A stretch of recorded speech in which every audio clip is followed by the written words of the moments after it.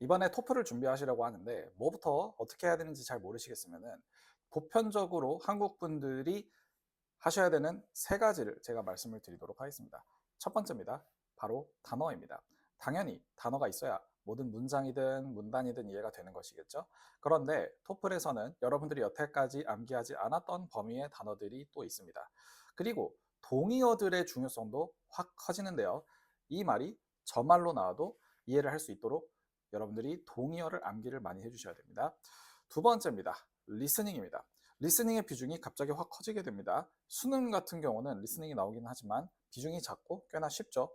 근데 토플 리스닝 같은 경우는 지문도 길고 상당히 어려운 문제들이 많이 나옵니다.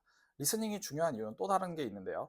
리스닝 섹션의 점수뿐만이 아니라 스피킹, 라이팅 점수에도 크게 반영이 된다는 점입니다. 스피킹은 4문제 중에 3문제가 리스닝이 출제가 되고 라이팅은 2문제 중에 1문제가 리스닝이 출제가 됩니다. 그렇기 때문에 그 리스닝의 비중이 스피킹, 라이팅에서도 이렇게 크게 반영이 되어 있는 걸 보면 우리가 리스닝을 왜 해야 되는지 알 수가 있겠죠. 그래서 리스닝을 출제 방식이 어떻게 되고 그러면 어떻게 공부를 해야 되는지 그리고 내가 어떻게 하면 개선을 할지 이런 부분들을 잘 생각을 하시면서 공부를 하셔야 되는 거예요. 자, 그리고 세 번째로 준비해야 될 거는 스피킹 라이팅인데 스피킹 라이팅을 준비를 하실 때 세 가지를 준비를 하셔야 됩니다. 첫 번째, 스피킹 라이팅에서 어떤 문제가 출제가 되는지 유형 파악을 잘 하셔야 돼요. 노하우를 잘 알아주셔야 되겠죠.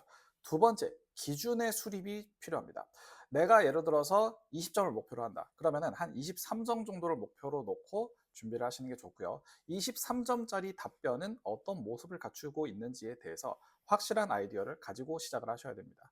막 교재 모범 답안 보면은 30점짜리 모범 답안들이 나와 있는데 이걸 가지고 따라 하려면은 좀 힘들어요. 아시겠죠? 여러분들은 그렇게 트레이닝이 되어 있지도 않고 그렇게 트레이닝이 되려면 시간도 굉장히 오래 걸리고요.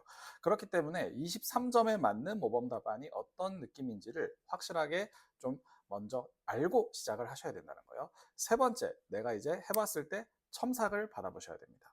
내가 해본 답변이 어떤 부분이 부족하길래 어떻게 더 고칠 수 있는지 이런 것들을 잘 챙겨 가셔야 된단 말이야. 근데 그런 걸 혼자 깨달을 수 있었으면 혼자 알아서 이미 잘 되셨겠죠. 근데 그게 아니라 내가 아직 보이지 않는 게 있으니 그걸 누군가가 와서 고쳐주면 그리고 그 누군가가 실제로 이걸 많이 해본 사람이라면 당연히 그 피드백을 반영을 잘해야 되겠죠. 그 피드백을 빨리빨리 받을 수 있는 어떤 채널을 만드시는 것 이것도 상당히 중요하다고 말씀을 드릴 수 있겠습니다. 그래서 정리를 해보면 첫 번째 단어 암기, 두 번째 리스닝, 세 번째 스피킹 라이팅이라고 생각을 하시면 될 것 같습니다. 아시겠죠?